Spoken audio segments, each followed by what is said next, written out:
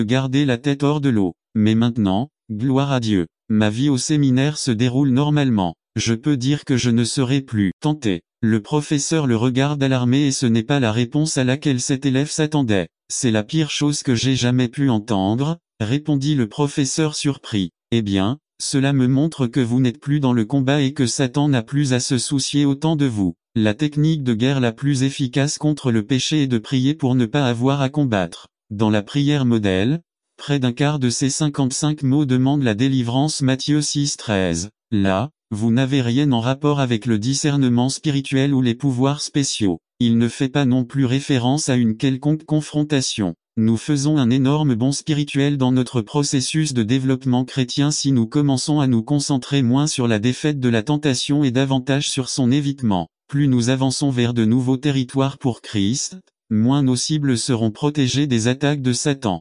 Satan et douleur sont synonymes. Il y a toujours un prix à payer lorsque Satan prend le contrôle du monde. Amen. NKJV Marc 16 15 et il leur dit, allez dans tout le monde et prêchez la bonne nouvelle à toute la création. NKJV n'attendez pas qu'il soit trop tard. Devenez membre de la chaîne Today et bénéficiez de réconfort et de soutien dans les moments difficiles. Cliquez sur le lien dans la description de la vidéo. Mardi 9 avril 2024 page 2 Luc 24 47 à 49 47 et que la repentance et le pardon des péchés soient prêchés en son nom à toutes les nations, à commencer par Jérusalem 48 et vous êtes témoins de ces choses 49 voici, j'enverrai sur vous la promesse de mon Père, mais restez vous-même dans la ville de Jérusalem, jusqu'à ce que vous soyez dotés de la puissance d'en haut. NKJV Jean 20 21 Alors Jésus leur dit encore, la paix soit avec vous, comme le Père m'a envoyé, moi aussi je vous envoie. NKJV, Actes 1, 8 Mais vous recevrez une puissance lorsque le Saint-Esprit sera venu sur vous,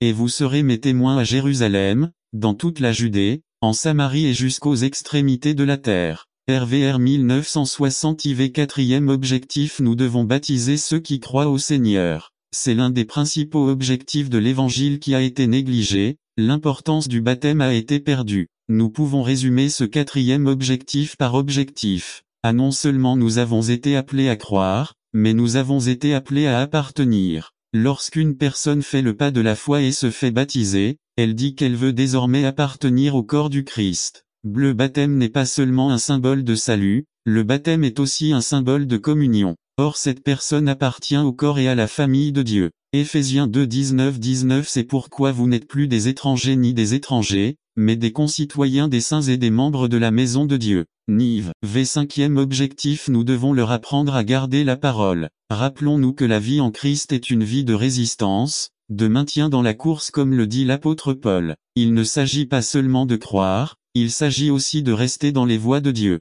Nous pouvons résumer ce 5e objectif dans le mot discipulat. Non seulement nous sommes appelés à atteindre les gens, mais nous sommes également appelés à les instruire. Éphésiens 4 12 Pour équiper les saints pour l'œuvre du ministère, pour l'édification du corps de Christ. RVR 1960 C'est le processus pour aider les gens à devenir davantage comme Christ. Puissent-ils ressembler au Christ en pensée, en sentiment et en action. Éphésiens 4 13 De cette manière, nous parviendrons tous à l'unité de la foi et de la connaissance du Fils de Dieu, à une humanité parfaite conforme à la pleine stature du Christ. LSG Grâce à ces conseils tirés de la parole de Dieu, nous pouvons résumer et parvenir à la conclusion que chaque croyant a des objectifs dans sa relation avec Christ, objectifs du culte, de l'évangélisation, de la communion, du discipulat et du service. N'attendez pas qu'il soit trop tard. Devenez membre de la chaîne Today et bénéficiez de comment cacher cela. Les gens ne devraient pas le savoir.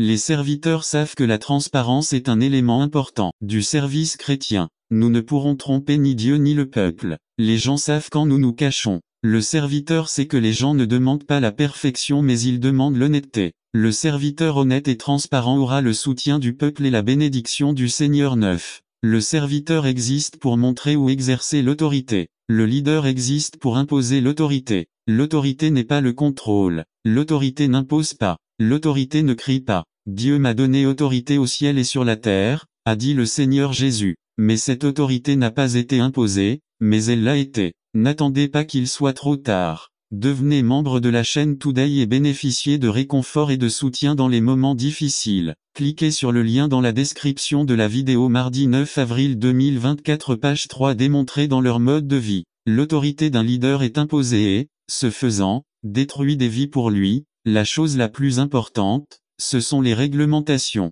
Pour le serviteur, le plus important est de démontrer par sa vie que l'autorité lui a été transférée. L'autorité du serviteur se manifeste dans sa propre vie et lorsqu'il l'exerce, même s'il ne l'aime pas, chacun sait que c'est nécessaire. 10. Le serviteur existe pour être soumis, le leader existe pour exiger la soumission. Seigneur, je ne mérite pas que tu viennes dans ma maison. Donnez simplement l'ordre, et mon serviteur sera guéri, car je suis moi-même sous des ordres supérieurs, et en même temps j'ai des soldats sous mes ordres. Matthieu 8:8,9. La soumission est la clé du service. Le serviteur sait que pour avoir le privilège de se soumettre les autres, il doit lui-même être soumis. Formidable leçon enseignée par le centurion. Il a lui-même déclaré: je crois au pouvoir de ta parole, car j'ai aussi des soldats, mais avant cela je suis moi-même soldat. Les dirigeants exigent la soumission, mais eux-mêmes ne savent pas comment se soumettre, mais le serviteur connaît l'importance de la soumission car c'est le fondement de l'autorité. Seigneur, nous voulons le renouvellement de la plénitude dans le service.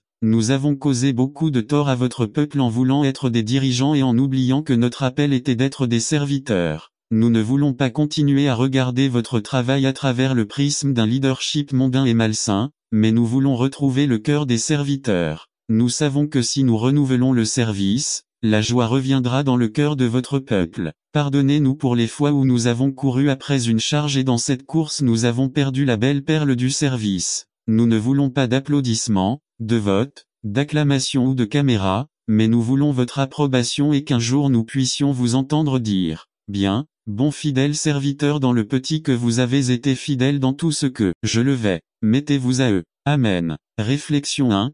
Quelle faiblesse je trouve dans le service que j'offre aux personnes. 2.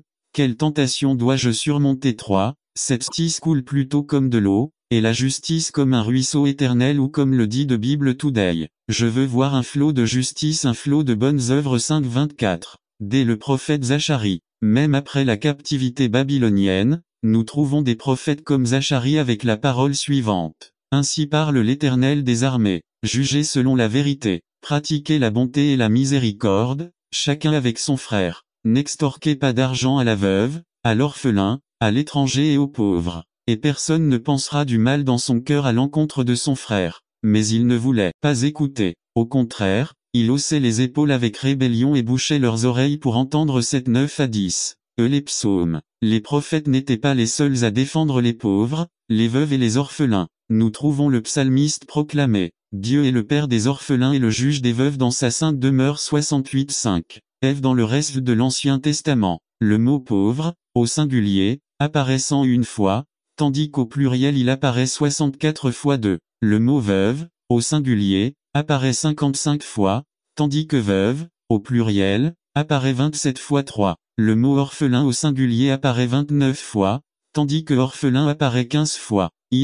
Nouveau Testament et religion pure. À l'histoire de Jésus dans les évangiles démontre également le souci constant du Messie de n'attendre pas qu'il soit trop tard. Devenez membre de la chaîne Today et bénéficiez de réconfort et de soutien dans les moments difficiles. Cliquez sur le lien dans la description de la vidéo. Mardi 9 avril 2024. Page 2. Avec les marginalisés de la société. Les déclarations les plus fortes de Jésus se trouvent dans l'Évangile de Saint Marc 1. Lors d'une rencontre avec un maître de la loi, Jésus est d'accord avec lui sur le fait que aimer son prochain comme soi-même vaut plus que tous les holocaustes et tous les sacrifices. 12:33-2. Un peu plus bas, dans le même chapitre, Jésus adresse un de ses plus forts reproches aux pharisiens, les accusant de s'enrichir des biens des veuves alors qu'ils continuent à prétendre adorer Dieu. Ceux qui dévorent les maisons des veuves et sous prétexte qu'ils font de longues prières, ils recevront une plus grande condamnation. 12:40. On voit alors que Jacques, comme les prophètes de l'Ancien Testament, des psaumes et de Jésus,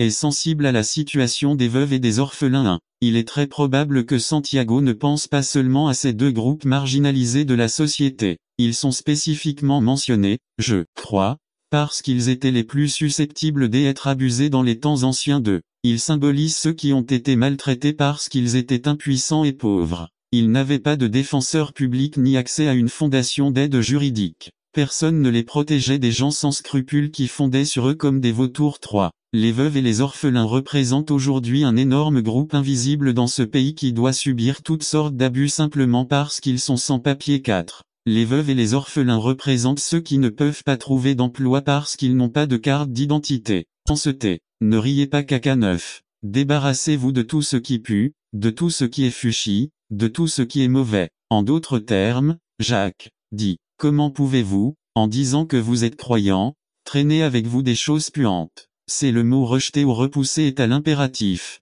C'est quelque chose dont nous devons nous débarrasser, ce n'est pas une option, sinon nous ne verrons pas la face de Dieu. Rechercher la sainteté, sans laquelle personne ne verra le Seigneur. Et 12, 14. 1. Mais cela signifie-t-il que nous devrions nous dépouiller avec nos propres forces et puissances? Pouvons-nous nous débarrasser nous-mêmes de toutes les saletés et choses puantes? 2. Un homme noir peut-il changer de peau simplement en voulant être blanc uniquement? Michael Jackson. Ou un léopard peut-il enlever ses taches? Demande Jérémie 13-23. Le petit garçon, peu importe à quel point il travaille dur, peut-il augmenter sa taille d'1 pouce? Demande Matthieu 6, 27-3. La réponse: rien de ce que nous faisons nous-mêmes ne purifiera l'impureté de nos vies. La meilleure chose que nous présentons à Dieu continue d'être comme des haillons sales. Ésaïe 64, 6, 4. L'appel de Jacques doit être compris dans le contexte de l'enseignement biblique sur ce sujet. Nous ne pouvons pas nous purifier, ni vivre une vie purifiée par nos propres efforts. 5. Tout effort pour le faire nous-mêmes se solde par un échec. Partout sur le chemin chrétien, nous trouvons des déchets humains, des vies ratées, des gens qui se sont engagés sur le chemin, mais pensaient qu'ils arriveraient au bout avec leur propre carburant. 6. Toute tentative de nous justifier, de nettoyer quoi que ce soit dans nos vies, de dépendre de notre propre capacité à corriger le péché ou la saleté dans nos vies est vouée à l'échec. 7. Nos actes sont comme des chiffons sales. Personne ne peut utiliser un chiffon sale pour nettoyer et laisser quelque chose de très propre. Dans zone d'activité 3-4, Josué, le grand prêtre n'a pas lui-même ôté ses vêtements sales, l'ange du Seigneur est venu et les a ôtés et lui a mis des vêtements blancs. 8. Saint Paul nous le rappelle dans Phil 2, 13, car c'est Dieu qui produit en vous le vouloir et le faire, pour accomplir sa bonne volonté.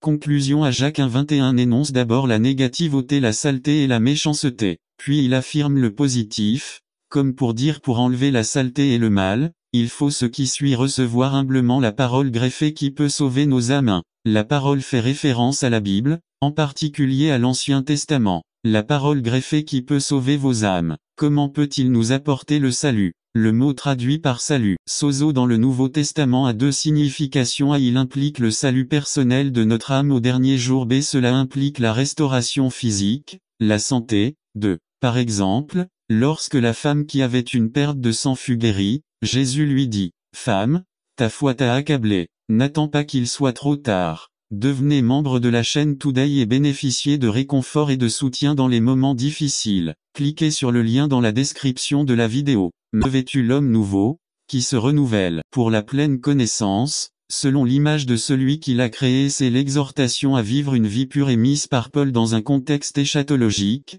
Romains 13, 12 à 14. La nuit est loin, et le jour est proche. Retardons donc les œuvres des ténèbres et revêtons les armes de la lumière. 13. Marchons convenablement, comme en plein jour, pas dans la gourmandise et l'ivresse, ni dans les péchés sexuels et la débauche, ni dans les disputes et l'envie. 14. Mais revêtez-vous du Seigneur Jésus-Christ, et ne prenez aucune disposition pour satisfaire les mauvais désirs de la chair. 3. D'autres auteurs bibliques ont la même urgence. 1 Pierre 2:1. Rejetez donc toute méchanceté et toute tromperie, et l'hypocrisie, et l'envie, et toute calomnie. B. L'auteur des Hébreux, qui peut avoir Paul nous dit, 12:1, c'est pourquoi, puisque nous sommes environnés d'une si grande nuée de témoins, rejetons aussi tout fardeau et le péché qui nous enveloppe si facilement, et courons avec persévérance dans la carrière qui nous est ouverte. Nous, B. James, sans mentionner spécifiquement la saleté comme le font d'autres auteurs bibliques, dit simplement, 1:21, éloignez toute saleté et toute méchanceté. 1.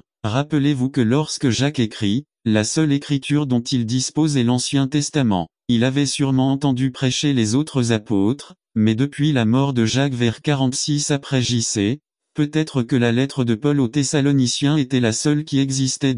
Par conséquent, Tout ce que Jacques a à l'esprit en ce qui concerne la vie pure et l'Ancien Testament, sûrement les Proverbes et les Prophètes 3. Dans Zacharie 3:4, il est question de Josué, le grand prêtre, dont les vêtements sales lui furent ôtés et dont les vêtements blancs furent mis sur lui. 4. Certains commentateurs affirment donc que lorsque Jacques appelle à ôter toute souillure et toute méchanceté, il fait référence à cet aspect de la vie injuste. Lorsque le Christ nous revêt de son manteau blanc, cela représente sa justice. 5. D'autres commentateurs disent que Jacques fait référence à la terminologie médicale de son époque, que le mot traduit par saltéruparien faisait référence aux cérumènes qui s'accumulent dans les oreilles et empêchent les gens d'entendre. 6. Il est possible que ce soit le sens, puisqu'en 1:19 nous sommes exhortés à être prompts à entendre et lents à parler et qu'il est très difficile d'entendre quand les oreilles sont pleines de cire et que c'est quoi fait crier ou parler davantage. 7. Qu'il s'agisse de vêtements sales ou de cérumènes, le message de James est clair, la saleté doit être rejetée comme un mode de vie. 8. En plus de la saleté, Jacques nous dit de nous débarrasser également de toute méchanceté ou méchanceté. Je ne sais pas quelle devrait être la traduction correcte, mais laissez-moi vous dire quel est le mot original. N'attendez pas qu'il soit trop tard. Devenez membre de la chaîne Today et bénéficiez de réconfort et de soutien dans les moments difficiles. Cliquez sur le lien dans la description de la vidéo. Mardi 9 avril 2024, la page 2 apparaît dans vos Bibles traduites par mal ou méchanceté. Ne riez pas, caca 9. On lit et marcha. Et c'était le sabbat ce jour-là. NKJV. Ici dans Jean 5, nous trouvons l'histoire d'un homme dans une situation désespérée. Non seulement il ne pouvait pas s'en empêcher, mais il n'avait personne pour l'aider au milieu de ses difficultés. Mais un jour, Jésus est venu et a changé sa vie pour toujours. Cet homme faisait partie d'un grand nombre de malades et de handicapés qui se tenaient près d'une piscine appelée Bethesda à Jérusalem. Il y avait une histoire qui circulait selon laquelle un ange venait périodiquement à l'étang et remuait l'eau, et le premier à entrer dans l'eau après cela était guéri. Il est intéressant de noter que la Bible dit que Jésus l'a vu. V6. Maintenant, vous devez vous rappeler qu'il y avait une grande foule autour de cette piscine, mais Jésus l'a vu étendu là. Au milieu de centaines de personnes, Jésus s'intéresse à lui. Non seulement Jésus voit cet homme, mais il s'intéresse également à la durée pendant laquelle cet homme se trouve. Dans cette situation, la Bible nous dit qu'il fut dans cet état pendant 38 ans. Maintenant, considérez la question que Jésus lui a posée. Veux-tu être guéri? Ne trouvez-vous pas que c'est un peu étrange de poser cette question à quelqu'un qui a consacré toute sa vie à la guérison? N'attendez pas qu'il soit trop tard. Devenez membre de la chaîne Today et bénéficiez de réconfort et de soutien dans les moments difficiles. Cliquez sur le lien dans la description de la vidéo. Mardi 9 avril 2024, page 1. Maintenant, la réponse n'est pas aussi évidente que vous l'imaginez. Il y a des gens qui ne veulent pas changer de vie. Ils se sentent à l'aise comme ils sont. En substance, Jésus demandait à cet homme, « Veux-tu changer de vie? Êtes-vous heureux dans l'état dans lequel vous vous trouvez actuellement? Faut-il vouloir changer ?» L'homme a répondu, « Monsieur, je n'ai personne. En d'autres termes, je veux changer ma situation, mais personne ne m'aide. » En réponse, Jésus dit à cet homme de faire 3 choses qui le sortiraient de cette situation. Jésus lui a dit de faire l'impossible. Jésus dit à cet homme de faire ce qu'il n'a pas fait depuis 38 ans. Jean 5, 1-9. Jésus lui dit, « Lève-toi, prends ton lit et marche. NKJV. Sans Dieu, cela était impossible. Mais l'appel de Dieu est puissant. Peut-être avez-vous essayé d'apporter une transformation personnelle à votre vie, mais rien n'a fonctionné. Dieu peut faire en vous ce que vous n'avez pas pu faire vous-même, mais vous devez être prêt à faire ce pas de foi. Quelle chose impossible as-tu à faire aujourd'hui? Abandonnez un vice, consacrez-vous à votre foyer, ne soyez pas infidèle à votre conjoint, consacrez votre vie au Seigneur, etc. Jésus lui a demandé d'écarter toute possibilité de rechute. Possibilité de rechute. Jésus ordonne à cet homme de prendre sa natte et de marcher. Jésus ne lui a pas dit de laisser là son brancard, d'essayer de marcher un peu, et si cela ne marche pas, de retourner à son brancard. Bien sûr que non. L'implication était que vous ne reviendrez jamais ici. Cette souffrance est terminée. Ce genre de vie n'est plus pour vous. Je t'ai transformé. Si vous voulez suivre Jésus-Christ, c'est pourquoi nous devons faire plus attention aux choses que nous avons entendues, afin de ne pas nous laisser échapper. Ces dernières années, nous avons mis davantage l'accent sur l'amour et la miséricorde de Dieu et nous avons oublié. N'attendez pas qu'il soit trop tard. Devenez membre de la chaîne Today et bénéficiez de réconfort et de soutien dans les moments difficiles. Cliquez sur le lien dans la description de la vidéo. Mardi 9 avril 2024 page 4 Un peu de justice de Dieu. Les deux choses doivent être équilibrées dans le renouveau de la plénitude. Nous retrouvons l'équilibré précis. N'oublions pas le privilège que le Seigneur nous a donné de le servir dans son œuvre. Il n'y a aucun endroit plus beau que d'être dans un lieu de service saint et il n'y a pas de fonction plus digne que de servir devant le Seigneur et devant son peuple. Mais il est nécessaire que nous fassions preuve de diligence pour servir avec sincérité et en étant attentifs à ce que nous avons entendu. C'est pourquoi, frères, essayez d'autant plus d'assurer votre vocation et votre élection, car en faisant ces choses vous ne tomberez jamais. 1 Pierre 1:10. Cette promesse, c'est aussi pour nous, la promesse de ne jamais tomber, mais si nous essayons de consolider notre vocation et notre élection, ceci est réalisé en prêtant attention à ce que nous avons entendu. Levons-nous et réparons le réseau de diligence. Réflexion 1. Dans quel domaine est-ce que je perds de la diligence? 2. Comment ai-je utilisé les masques? 3. Quand ai-je utilisé en vain le nom de Dieu, en parlant en son nom? 4. Une prière écrite au Seigneur demandant son aide dans la diligence. N'attendez pas qu'il soit trop tard. Devenez membre de la chaîne Today et bénéficiez de réconfort et de soutien dans les moments difficiles. Cliquez sur le lien dans la description de la vidéo. Mardi 9 avril 2024 page 5 Que signifie avoir foi en Dieu? Résumé. Malheureusement, nous vivons à une époque de confusion, où beaucoup de choses ont perdu leur sens originel. Le bien est appelé mauvais et le mal est appelé bien. Ésaïe 5 20-23. Où être religieux signifie être intolérant. L'immoralité sexuelle est une simulation par Joshua Pinto. Que signifie avoir foi en Dieu? Hébreux 11 signifie 6 En réalité, sans la foi, il est impossible de plaire à Dieu, car quiconque s'approche de Dieu doit croire qu'il existe et qu'il récompense ceux qui le cherchent. Le pasteur et auteur Charles Swindoll a écrit un livre intitulé 3 pas en avant, 2 pas en arrière, dans lequel il raconte l'histoire d'un agriculteur qui voulait impressionner ses amis lorsqu'il allait à l'école. Pour les impressionner, cet agriculteur a acheté le chien de chasse le plus intelligent et le plus cher qu'il ait pu trouver. Le fermier a entraîné ce chien à faire des choses qu'aucun autre chien sur terre ne pourrait faire, des exploits presque impossibles qui impressionneraient vraiment n'importe qui. Voyant que son chien était enfin bien dressé, il partit avec ses amis chasser les canards. Après une longue attente dans le bateau, un groupe de canards a finalement volé autour d'eux et ils ont eu l'occasion de tirer, chassant plusieurs canards. Le fermier dit fièrement à son chien, « Amène-le, amène un autre canard, libère l'eau ». Il est tombé sur eux la nuit et les a attaqués. Jean 14, 14-15. L'embuscade, prise dès ils se sont cachés jusqu'à ce que tout le monde quitte les lieux. Josué 8, 2-7-3. Avec les ordres à jarre cassés et torches allumées, suivre Gédéon bat les Madianites. Trompette, ne pas monter, mais pour les encercler et obtenir la victoire. 2 Samedi 5, 23. La force du corps doit être bien ajustée car elle aide les autres pièces à être fixées et dans une meilleure position pour entreprendre des actions ou des activités. Saigner leurs reins. Job 38-3. Préparation pour une tâche difficile. 2. Rein spirituel égale à esprit et esprit. L'esprit et l'esprit seront forts pour affronter la bataille, l'épreuve, la maladie. B. Cuirasse de justice. Cuirasse égale à arme composée de la poitrine et du dos et du cou jusqu'à la taille. Il protégeait les organes vitaux comme le cœur et les poumons. Une blessure au bras n'est pas mortelle, mais il n'en est pas de même lorsque ces organes sont blessés. Cela offrait aux soldats la sécurité d'avancer sans crainte. Dans un sens spirituel, ce sont les vêtements de la justice du Christ. Ils avaient une protection totale, car autrement, n'importe quelle partie serait exposée et l'ennemi y introduit ses flèches. Ces chaussures avec la préparation de l'évangile de la paix, condition pour marcher sur un terrain solide. Jean 16, 33. Même au cœur des combats, nous pouvons jouir de la paix intérieure et être sûrs de la victoire. À l'époque de Paul, c'était un signe de préparation. Dès le bouclier de la foi, prendre égale à ramasser, soulever du sol. Ceci explique l'initiative du soldat de reprendre le bouclier. Bouclier égale à arme défensive pour se couvrir. Protège le soldat des flèches, des fléchettes et des pierres. Bouclier allongé, ils ne l'ont pas abandonné car aucune partie n'a été laissée sans protection. 1.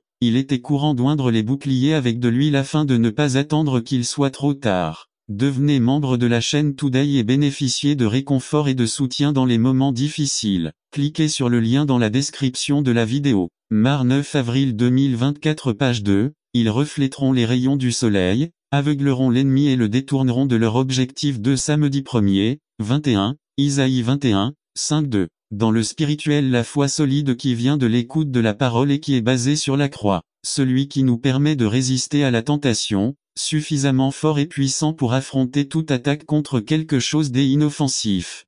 Prenez le casque du salut, protection de la tête et du visage. Cela montrait à quelle armée il appartenait. Sa protection permettait aux soldats de garder la tête haute et d'être attentifs à ses mouvements. 1. Spirituellement, le salut nous protège et l'esprit n'est pas ébranlé par le doute et l'insécurité. Prendre égale à recevoir, accepter, connaissance de la position que nous avons et du pouvoir qui nous est donné. F. L'épée de l'esprit. Le sens du bistouri pénètre dans les profondeurs les plus profondes, séparant le faux du vrai, les tumultes. Parce qu'Anna a été fidèle à l'appel du Seigneur. Que trouvera Jésus en Sibérie à son retour? Racontez l'histoire d'Oscar et Maria Calcena et de leur fille Ruth. Puis Juan Carlos arrive avec sa femme et ils ont le même appel en Sibérie. Avec l'aide du Seigneur il se rend à Krasnoïarsk, une ville militaire de 3 millions d'habitants à l'accès restreint. Le travail est dur et très peu fruité, mais le Seigneur est fidèle. Je ne sais pas comment, mais le maire découvre leur travail, et leur donne, au nom de la ville, un bâtiment qui couvre un demi-pâté de maisons, pour l'église, est l'Institut biblique, l'école chrétienne et le centre médical. Que trouvera le Seigneur en Sibérie à son retour? Disciples. Parce qu'Oscar et Juan Carlos et leur famille ont été fidèles à l'appel du Seigneur. Que trouvera le Seigneur à Miao, en Chine, à son retour? Cela dépend maintenant de la manière dont nous réagirons ce soir. Qu'allez-vous faire de la grande commission chargée d'annoncer la bonne nouvelle dans le monde entier? Dieu a appelé et il le fait ce soir. Il veut que vous soyez fidèles à l'appel qu'il a placé dans votre vie. Comment donc invoqueront-ils celui en qui ils n'ont pas cru? Et comment croiront-ils en celui dont ils n'ont pas entendu parler? Et comment peuvent-ils entendre sans prédicateur? Et comment prêcheront-ils s'ils ne sont pas envoyés? Comme il est écrit, qu'ils sont beaux les pieds de ceux qui annoncent la paix, de ceux qui annoncent la bonne nouvelle. Romains 10, 14-15. Le Saint-Esprit nous a déjà appelés et nous a donné les ordres. Comment allez-vous répondre? N'attendez pas qu'il soit trop tard. Devenez membre de la chaîne Today et bénéficiez de réconfort et de soutien dans les moments difficiles. Cliquez sur le lien dans la description de la vidéo. Mardi 9 avril 2024, page 2. Invité au mariage résumé. Cette semaine, nous avons reçu une invitation à un mariage qui aura lieu à la fin du mois. C'est un moment de fête et de joie pour célébrer l'union d'un homme et d'une femme. Par Dan Campbell. Invité au mariage. Bienheureux ceux qui sont appelés au souper des noces de l'agneau. Et il m'a dit, ce sont de vraies paroles de Dieu. Apocalypse 19, 9. Cette semaine, nous avons reçu une invitation à un mariage qui aura lieu à la fin du mois. C'est un moment de fête et de joie pour célébrer l'union d'un homme et d'une femme. Plusieurs fois, j'ai dû présider la cérémonie. Que c'est émouvant. Le mois prochain, mon frère se marie et nous sommes tous très heureux de ce qui se passe dans la vie de mon frère et de ma future belle-sœur. Janelle et moi sommes mariés depuis 20 ans, et il semble que c'était hier que nous nous sommes mariés. Mais, nous allons très bientôt célébrer un autre mariage, celui de l'agneau. L'agneau est notre Seigneur Jésus-Christ et nous, l'Église, sommes l'épouse. Christ a aimé l'Église et s'est livré pour elle, pour la sanctifier, l'ayant purifiée par le lavage d'eau par la parole, afin de se présenter à lui-même une Église glorieuse, sans tache ni ride, ni rien de semblable mais qu'elle était sainte et irréprochable. Éphésiens 5, 25-27. Nous allons à un mariage. Qui va? Ceux d'entre nous qui croient en Christ, son Église. Notre sage entre dans la congrégation, peut-il lui donner la préférence, alors qu'il ordonne aux pauvres de s'asseoir n'importe où? Voir Jacques 2, 1-13. Nous pouvons noter l'accent contextuel de Jacques 2, 14-26. Notez, par exemple, que le pauvre qui est entré dans la congrégation en 2-3 pourrait très bien être le même qui manque de vêtements et a faim en 2-15. Si ce n'est pas le cas, il existe ici au moins un parallèle significatif en termes de contexte de l'illustration de Jacques 2, 1-13 ainsi que celle de 2-14-26 indique que la préoccupation de Jacques, face à ses lecteurs originaux, semble être celle qui, à un moment donné, a accepté une foi mentale, une affirmation intellectuelle de la personne de Jésus, mais celle dans le comportement de qui, dans son n'attendez pas qu'il soit trop tard. Devenez membre de la chaîne Today et bénéficiez de réconfort et de soutien dans les moments difficiles. Cliquez sur le lien dans la description de la vidéo. Mardi 9 avril 2024, page 3. Façon de traiter les autres, avec leur favoritisme, une telle foi ne semble pas avoir beaucoup de poids. 3. Les illustrations et la discussion qui suivent dans l'épître ne sont rien de moins qu'une synthèse dans le processus d'antithèse. Thèse. Synthèse à l'antithèse serait l'argument des lecteurs de Jacques. Nous avons la foi parce que nous avons accepté Christ comme notre sauveur personnel. B. La thèse de James Zeta. Oui, car la religion pure et irréprochable est la suivante: prendre soin des nécessiteux et rester pur dans le monde. C. La synthèse est constituée des illustrations de 2:1 à 13 et 2516 et des versets suivants. La synthèse dit à l'antithèse: ce n'est pas la foi. Votre foi est morte. Il n'a pas de vie. Puis il introduit B afin d'inciter ses lecteurs à pratiquer ou à vivre leur foi, c'est-à-dire à les sortir d'une religion de foi morte. James entame un débat avec un membre de la communauté chrétienne, ou probablement avec un personnage imaginaire adversaire, quelque chose de très courant dans la rhétorique grecque de l'époque, rhétorique appelée diatribe 1. Cela peut être vu dans 2:18. Mais quelqu'un dira: vous avez la foi, et j'ai les œuvres. Montrez-moi votre foi sans vos œuvres, et je vous montrerai ma foi par mes œuvres. 2. Dans 2:14, Jacques pose 2 questions pointues. Mes frères, à quoi sert-il si quelqu'un dit qu'il a la foi et qu'il n'a pas les œuvres? La foi peut-elle le sauver? Dans la langue originale, les 2 questions contiennent la particule négative mhj. Dans de telles questions, une réponse négative est attendue. 3. Jacques est direct: la foi sans les œuvres ne sauve pas. C'est que faisons-nous de Paul et de Romains 3:28 à 4:24. Lorsque Luther découvrit la magnifique doctrine de la justification par la foi, en lisant Jacques, il arriva à la conclusion que Jacques était opposé à Paul et qu'il avait choisi Paul plutôt que Jacques 1. Luther a essayé de montrer cet antagonisme contre Paul dans Jacques 2:14 à 26 et dans Romains 3:28 à 4:4 en soulignant que les 2 passages contiennent une quantité considérable de parallélisme dans les mots, les phrases, la terminologie. Celui de la semaine prochaine, Jacques 3:1 à 12. Jacques discute de la question du langage du point de vue des proverbes et de la littérature de sagesse juive 1. Dans la tradition de la littérature juive sur la sagesse et des proverbes hébreux en général, la sagesse est la clé pour donner un sens aux perplexités de la vie. Il existe une relation constante entre la sagesse, les proverbes et la souffrance.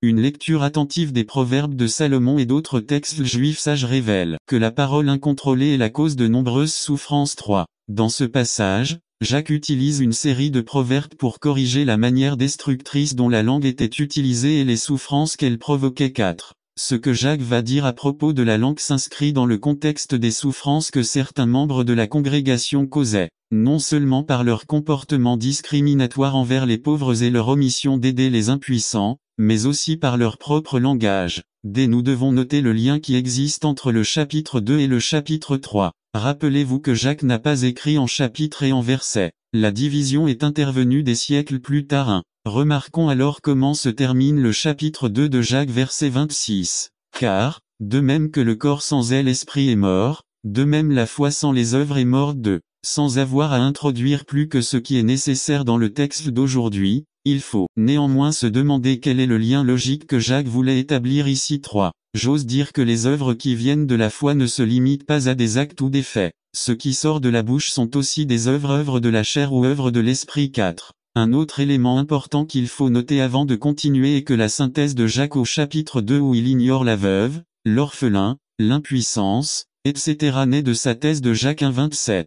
Sur ce qu'est religion pure et irréprochable. 5. D'autre part, le résumé de Jacques au chapitre 3, en particulier les versets 1 à 12, vient de sa thèse de Jacques 1:26 où il dit: si quelqu'un pense qu'il est religieux, mais ne retient pas sa langue, mais trompe pour son propre cœur, la religion d'un tel homme est vaine. 2. Les enseignants et leur langue à divers groupes de personnes sont identifiés dans cette section comme causant des souffrances avec leur langue. Le premier groupe identifié est celui des enseignants. Il n'y a aucune certitude quant à l'identité de ces personnes. 1. Au temps de Santiago, les professeurs étaient appelés rabbins orageux. Jacques étant l'un des premiers apôtres à écrire son épître, on considère que la communauté chrétienne à laquelle il écrit était composée majoritairement de juifs. N'oublions pas les tendances judaïsantes de Jacques, ainsi que de Pierre. Au concile de Jérusalem voir Acte 15:2. Tous les parents juifs convoitaient également que leurs enfants deviennent rabbins. De pouvoir, de nombreux jeunes juifs convoitaient la position de rabbin. C'était une position de privilège, d'influence et n'attendez pas qu'il soit trop tard. Devenez membre de la chaîne aujourd'hui et obtenez du réconfort et du soutien dans les moments difficiles de la vidéo. Mardi 9 avril 2024 page 2. En l'ayant à la maison un invité, épousant sa fille, Dieu auquel il devait répondre. Peu importe la façon dont vous voulez vous cacher de Dieu, la Bible dit 23 Suis-je Dieu seulement de près? Ne suis-je pas Dieu aussi de loin affirme le Seigneur 24 L'homme peut-il trouver une cachette là où je ne la trouve pas affirme le Seigneur. Ne suis-je pas celui qui remplit les cieux et la terre? Déclare le Seigneur. Jérémie 23 à 24 Nouvelle version internationale B Vous cachez-vous. L'une des choses dont nous devons être sûrs est que personne ne peut se cacher de Dieu. Dieu vous cherche aujourd'hui, non pas parce que vous avez réussi à vous cacher de lui. Dieu vous cherche. N'attendez pas qu'il soit trop tard. Devenez membre de la chaîne Today et bénéficiez de réconfort et de soutien dans les moments difficiles. Cliquez sur le lien dans la description de la vidéo. Mardi 9 avril 2024 page 2 Parce qu'il veut que vous réagissiez au lieu ou à la situation dans laquelle vous vous trouvez. 2 Ignorez-vous Dieu. À ignorer est une attaque contre le fait de ne pas vouloir faire face à Dieu. Tout comme nous voulons nous cacher de Dieu, il existe également différentes manières par lesquelles une personne peut ignorer Dieu. Certaines personnes ignorent simplement et directement Dieu, s'attaquant aux œuvres de leur cœur. D'autres décident d'ignorer sa parole, la Bible et ce qu'elle réserve à leur vie. D'autres ignorent tout ce que Dieu a à dire pour ou contre leur façon de vivre. Et d'autres ignorent le fait que la vie a un élément spirituel et refusent toute motivation pour chercher Dieu. La Bible indique clairement que l'ignorance ne sera pas une excuse pour ne pas répondre à l'appel de Dieu et vous trouverez le repos pour vos âmes. Mais ils dirent, nous n'y marcherons pas 17 Et j'ai mis sur vous des sentinelles pour dire, écoutez le son de la trompette. Mais ils dirent, nous n'écouterons pas. Jérémie 6 à 17 New American Standard B Ignorez-vous Dieu. Il y a des gens qui vont à l'église pour se sentir bien, mais ils ignorent ce que Dieu leur dit. Les gens qui refusent de discuter de choses spirituelles disent, parlez-moi de tout ce que vous voulez, sauf de Dieu, parce qu'ils ne veulent pas penser aux conséquences de leurs actes lorsqu'ils sont confrontés à Dieu. Dieu te cherche, le sais-tu. Justifiez-vous votre attitude. À justifier nos actes appartient au passé. Adam et Ève l'ont fait. 12 Il répondit, la femme que tu m'as donnée pour compagne m'a donné un peu de ce fruit et j'en ai mangé.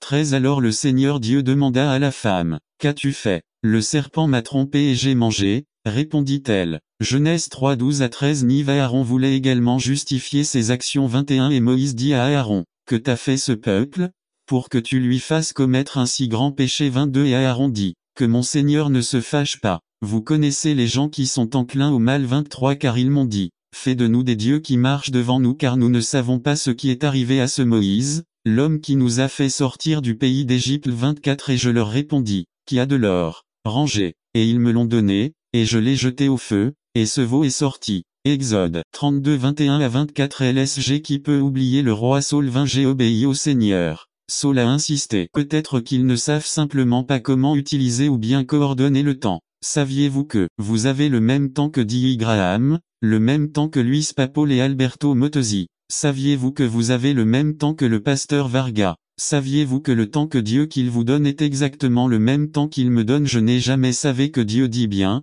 puisque j'aime Minor Varga, je lui donnerai 80 minutes et que ainsi je lui obtenir plus, que aux autres de l'église non, cela n'existe pas. Cela n'a aucun sens et donc l'argument ne peut pas être accepté, frère Minor, ce qui se passe c'est que je n'ai pas autant de temps que toi. Tout dans cette vie moderne est travail, rendez-vous et engagement. Le trafic sur les routes, la longue attente à la clinique médicale, les démarches à la banque, les longues files d'attente au supermarché, sont des problèmes qui nous désespèrent et nous font perdre un temps précieux. Savez-vous quel est notre problème? Ce n'est pas le manque de temps, mais la façon dont nous l'utilisons. Le temps peut en réalité être utilisé comme Paul nous le dit dans Éphésiens, ou bien il peut être gaspillé. La vérité est que pour les êtres humains, le temps est irrécupérable, chaque heure perdue est perdue à jamais. C'est pourquoi la célèbre phrase le temps, c'est de l'argent et l'autre qui dit les jours passent vite sont une réalité et permettez-moi d'expliquer une autre de mes phrases qui ne rime pas, mais qui rime en réalité non seulement les jours passent, les années volent aussi par conséquent.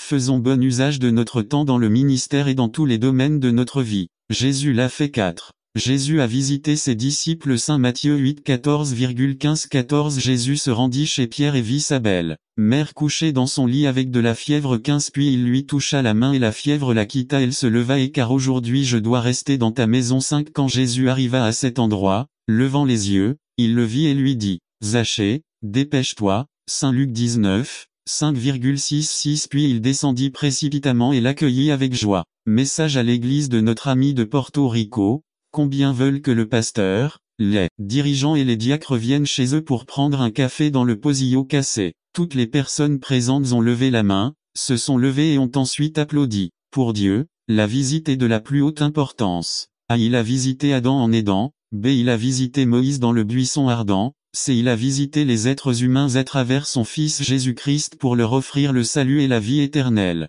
N'attendez pas qu'il soit trop tard. Devenez membre de la chaîne Today et bénéficiez de réconfort et de soutien dans les moments difficiles. Cliquez sur le lien dans la description de la vidéo. Mar 9 avril 2024 page 5 Jésus s'est également consacré à visiter son peuple. A. Il a rendu visite à ses disciples. B. Il a rendu visite à ses disciples. C. Il a rendu visite à ce couple lors des noces de Cana Jean 2 1 à 11. D. La maison de Simon le lépreux Matthieu 26 6 à 13. E. Il a rendu visite à Simon-Pierre et a guéri sa belle-mère Matthieu 8 14,15. F. Il a visité Zachée et a apporté le salut dans sa vous le dit. Celui qui ne reçoit pas le royaume de Dieu comme un enfant n'y entrera pas. Puis il les embrassa, leur imposa les mains et les bénit un à un. Les Saintes Écritures nous enseignent très bien quelles sont les responsabilités spirituelles des parents. Deutéronome 6 4 et 9 dit, « Écoute, Israël, l'Éternel notre Dieu, l'Éternel est un, et tu aimeras le Seigneur ton Dieu de tout ton cœur, de toute ton âme et de toutes tes forces.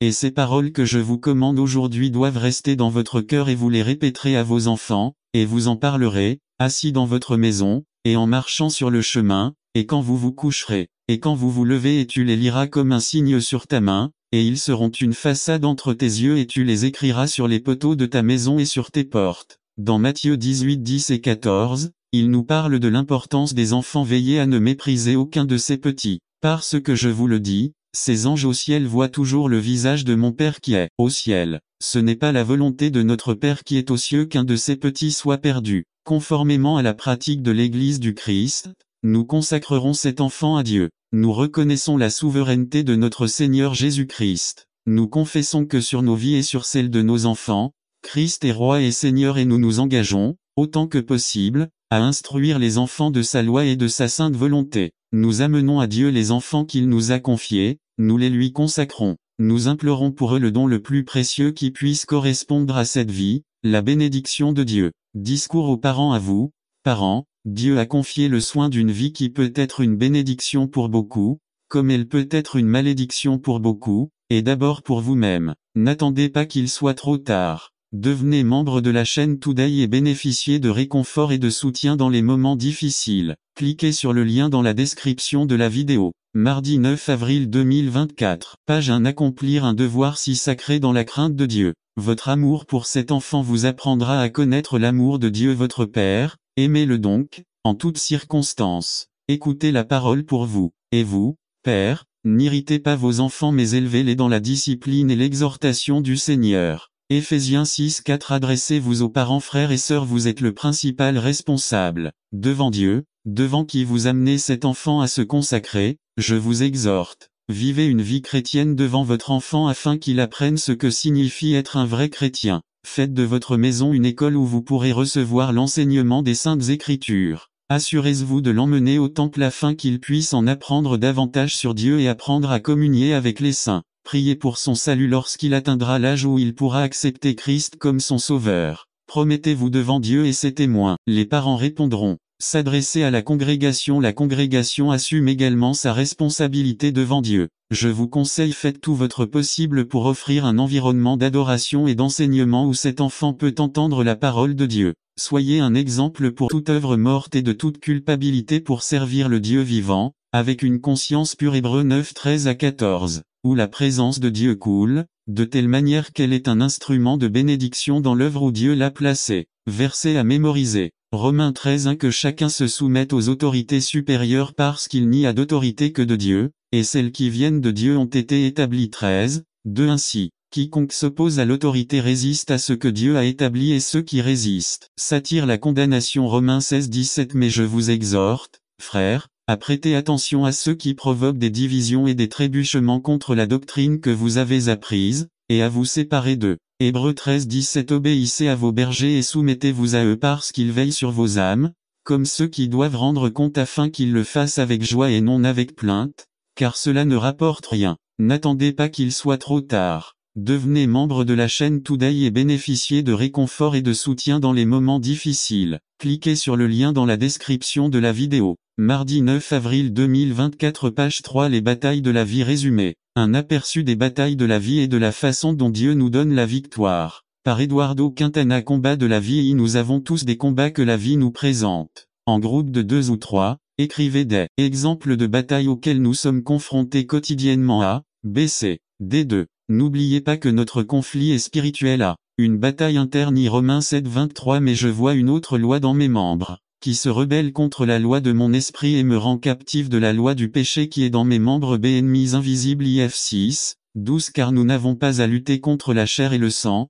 mais contre les principautés, contre les puissances, contre les princes des ténèbres de ce monde, contre les forces spirituelles méchantes dans les lieux célestes. C'est la bataille de la foi. Int 6, 12. Combattez le bon combat de la foi. Saisissez la vie éternelle, à laquelle vous aussi avez été appelés, après avoir fait la bonne profession devant de nombreux témoins. L'obéissance à Dieu vous rend invincible. À 2:28. Il arrivera que si tu écoutes attentivement la voix de l'Éternel, ton Dieu, pour garder et mettre en pratique tous ces commandements que je te commande aujourd'hui, l'Éternel vaincra tes ennemis qui se lèvent contre vous. Ils sortiront contre toi par un seul chemin, et ils fuiront devant toi par 7 chemins.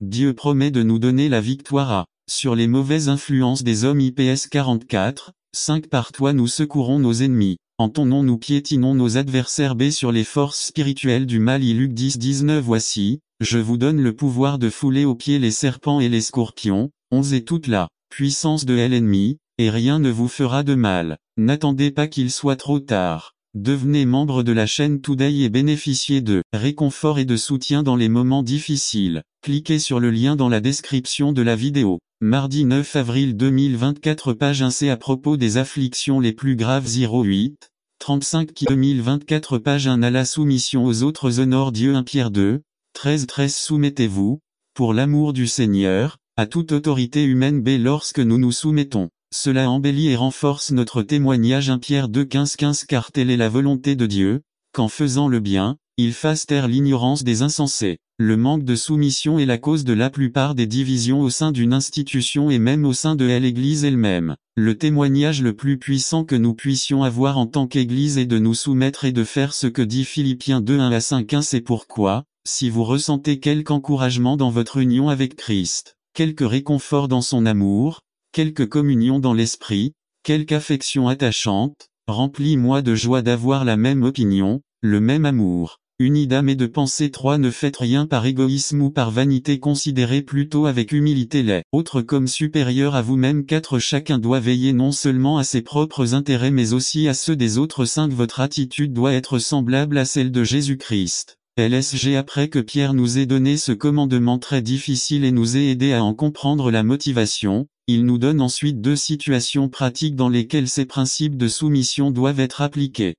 Soumettre au gouvernement. 1 Pierre 2, 13 à 14. Soumettez-vous, pour l'amour du Seigneur, à toute autorité humaine, soit au roi, comme autorité suprême. 14. Soit au gouverneur qu'il envoie pour punir ceux qui font le mal et reconnaître ceux qui font le bien. 2 objectifs du gouvernement. 1 Punir le mal. 2 Reconnaissez le bien. Certaines choses que nous devons apprendre en tant que chrétiens qui vivent dans un monde pays plein de politique. Le gouvernement a une influence limitée. Une illusion politique des chrétiens d'aujourd'hui est qu'il existe une solution politique à chaque problème de la vie. Mais ce n'est pas comme ça. Si nous voulons vraiment changer des vies pour le Christ, cela ne se fera pas par une activité politique, mais seulement par la proclamation du royaume de Dieu. 2 Corinthiens 10, 3 à 4. 3 Car, bien que nous vivions dans le monde, nous ne combattons pas comme le monde. 4 Les armes avec lesquelles nous combattons ne sont pas du monde, mais elles ont le pouvoir divin de démolir les forteresses. Nive. Le royaume de Dieu n'arrivera pas sur Air Force One.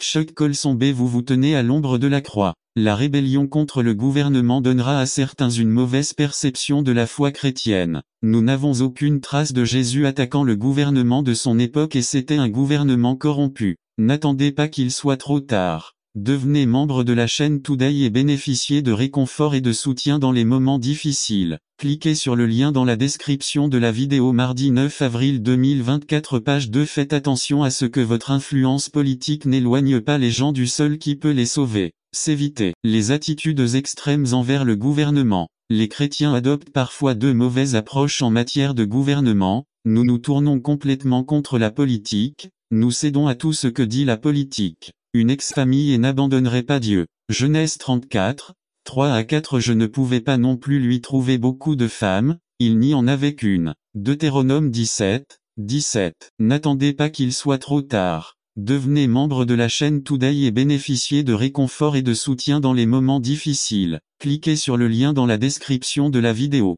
Mardi 9 avril 2024 page 1. Le bon père s'inquiète de savoir qui sera le compagnon de son fils. Bien qu'aujourd'hui les enfants disent qu'ils peuvent faire les choses seuls, le père, selon Dieu, conseille son fils concernant sa future épouse. Le père a enseigné un métier à son fils. Le père avait la responsabilité d'éduquer son fils sur la façon dont il allait gagner sa vie et, plus tard, subvenir aux besoins de son peuple. Aujourd'hui, les parents s'inquiètent de payer les études de leurs fils et filles, mais il faut leur apprendre un métier. Les parents, pour la plupart, ne participent pas à l'éducation de leurs enfants, sauf pour ce qu'ils financent. Le père, selon Dieu, s'implique dans l'enseignement d'un métier à ses enfants. Le monde ne se soucie pas de tout cela, mais le croyant, celui qui dit connaître Dieu, a la responsabilité d'éduquer ses enfants sur la manière de gagner leur vie.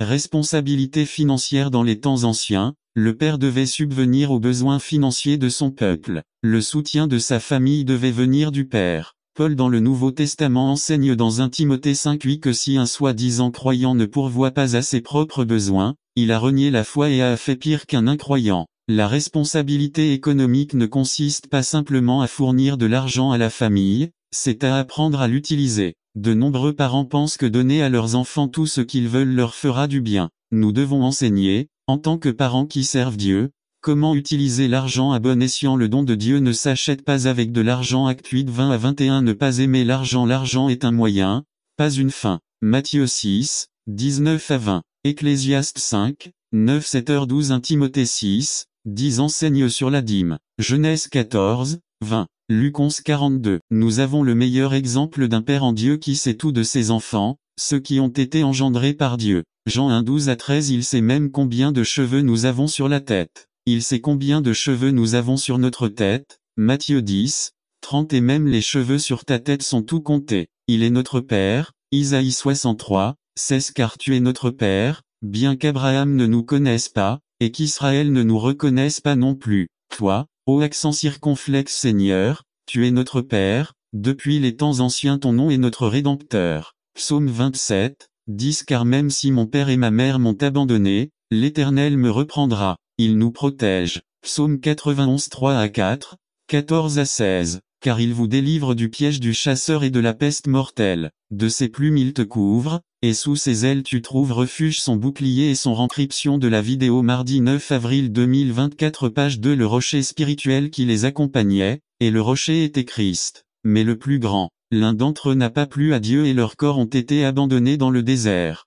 Corinthiens 10, 1 à 5. Le message qu'ils ont entendu ne leur a été d'aucune utilité, parce que ceux qui l'ont entendu ne l'ont pas uni à la foi. Les premiers à qui l'évangile a été prêché n'y sont pas entrés, à cause de leur désobéissance. Hébreux 4, 2,6. J'ai cru. Ça ne marche pas, mais oui, je crois. Si vous restez fidèles à ma parole, ce sera le cas. Mes disciples le savent-ils vraiment la vérité, et la vérité vous libérera. Jean 8, 30. Demeurez en moi et je demeurerai en vous. Jean 15, 4. Mes brebis écoutent ma voix. Je les connais et ils me suivent, je leur donne la vie éternelle, et ils ne périront jamais. Personne ne peut les arracher de ma main. Jean 10, 27,28. 3. La foi n'est pas seulement une question d'écoute et d'accord intellectuel avec la parole de Dieu, mais l'obéissance à la parole de Dieu. Jésus-Christ dit que la même chose va arriver à certains d'entre nous. Dès que le propriétaire de la maison, lève-toi et ferme la porte, tu restes dehors, appelant et suppliant. Seigneur, retrouve-nous à la porte. Mais réponds-leur, je ne vous connais pas ni d'où vous venez. Alors il dira, nous avons mangé et bu avec vous, et vous étiez dans nos rues. Mais réponds-leur, je ne les connais pas ni d'où ils viennent. Éloigne-toi de moi, vous tous, méchants. Luc 13, 25 à 27. Vous nous avez invités et nous vous avons répondu, et avons mangé. Ils pensaient connaître Christ, mais Christ ne les connaissait pas. Le simple fait d'écouter et de se souvenir n'est pas la même chose que l'obéissance. mais quiconque entend ces paroles et ne les met pas en pratique est comme un homme insensé qui a bâti sa maison sur le sable. Matthieu 7, 26. Heureux celui qui lit les paroles de cette prophétie, et bienheureux sont ceux qui l'entendent et tiennent compte de ce qui est dit écrit dessus, parce que le temps est proche. Apocalypse 1:3. Est-il une réalité que beaucoup de gens vivront et mourront dans une fausse foi et une fausse assurance du salut? Alors, comment pouvons-nous nous assurer que nous avons foi en Christ? Nous revenons à 2 Corinthiens 13:5, une question de Paul. Testez-vous vous-même pour voir si vous êtes dans la foi. Examinez-vous. Ou n'avez-vous pas reconnu que Jésus-Christ est en vous, à moins que vous n'ayez vraiment pas réussi le test? Ne réalisez-vous pas que Jésus-Christ est en toi, à moins, bien sûr, qu'ils échouent au test? Sa réponse implique qu'être dans la foi signifie avoir Christ en moi.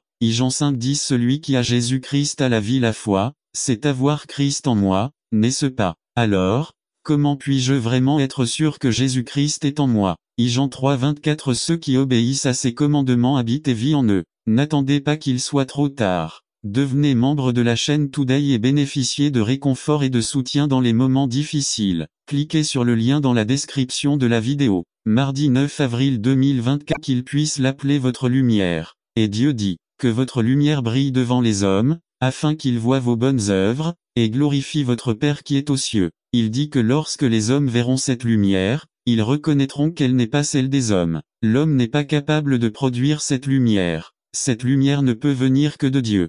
Par conséquent, ils loueront la source de lumière et rendront gloire à Dieu. La nature de la lumière. Le Christ dit que cette lumière brille. C'est une lumière brillante. Une ville située sur une montagne ne peut pas être cachée. Cette lumière est la nature de Dieu qui est née chez le chrétien par régénération. Cela se manifeste dans une vie qui reflète la gloire de Dieu. Ce n'est pas seulement parce que Dieu nous a pardonné. Oui, et louons-le, il a effacé nos péchés, mais il nous a aussi donné une nouvelle nature. Dans un autre passage de la Bible, il l'appelle un cœur nouveau. Regardez Ézéchiel 11, 19. Et je leur donnerai un cœur, et je mettrai en eux un esprit nouveau et j'ôterai du milieu de leur chair le cœur de pierre, et je leur donnerai un cœur de chair. Dieu dit, je prendrai ce cœur de pierre et je le remplacerai par un cœur tendre de chair. Je mettrai de la nature en eux pour faire le bien. Non seulement je pardonnerai leurs péchés, mais je mettrai en eux une justice vivante. Quand elle sera dans votre cœur, vous agirez selon la vérité avec passion.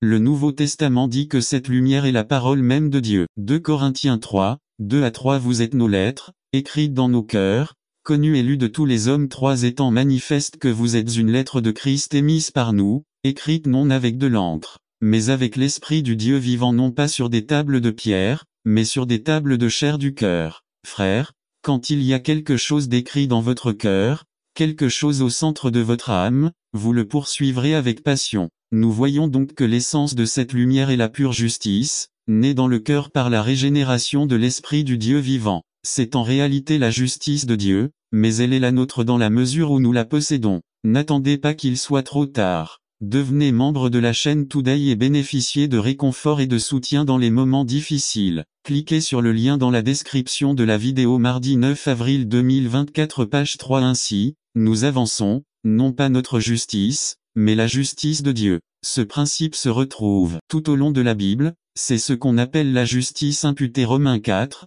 3-8. Car que dit l'Écriture? Abraham crut à Dieu, et cela lui fut compté comme justice. 4 Mais pour celui qui travaille, son salaire n'est pas considéré comme une grâce, mais comme une dette. 5 Mais pour celui qui ne travaille pas, mais qui croit en celui qui justifie le méchant, sa foi est considérée comme justice. Si de même que David parle aussi de la béatitude de l'homme à qui Dieu attribue la justice sans les œuvres, c'est en disant, bienheureux ceux dont les iniquités sont pardonnées et dont les péchés sont couverts. Oui, bienheureux l'homme que le Seigneur n'accuse pas de péché. Dieu a dit que peu importe ce qu'Abraham avait fait. 2 Timothée 2:19. Jésus dit, pourquoi m'appelez-vous, Seigneur, Seigneur, et ne faites-vous pas ce que je dis? Luc 6:46. Tous ceux qui me disent, Seigneur, Seigneur n'entreront pas dans le royaume des cieux, mais celui qui le fait la volonté de mon Père qui est aux cieux. Matthieu 7:21. Il y avait des gens qui essayaient de faire la même chose que les disciples, mais sans consentement et sans soumission au nom de Jésus.